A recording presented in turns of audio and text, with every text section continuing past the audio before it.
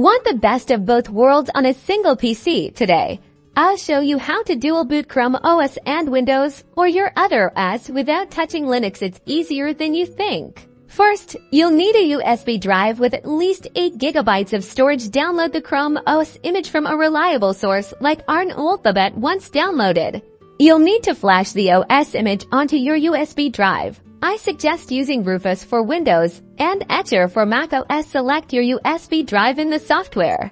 Choose the Chrome OS image you downloaded and click Start to begin the process. Next, you'll need to restart your computer and enter the BIOS settings. This is usually done by pressing a specific key during startup. Common keys include Delete, F2, or ESC. Once in the BIOS, navigate to the boot order settings and make sure your USB drive is at the top of the list. Now, restart your computer. It should boot from the USB drive. Follow the Chrome OS prompts to start the installation. Be sure to select the option to install it on a separate partition to avoid overwriting your existing operating system. Pick the partition you create and wait for installation to finalize. Once the installation is complete, restart your computer again. You should now see a boot menu, giving you the option to choose between Chrome OS and your other operating system like Windows. Simply select the one you want to use and enjoy the freedom of dual booting.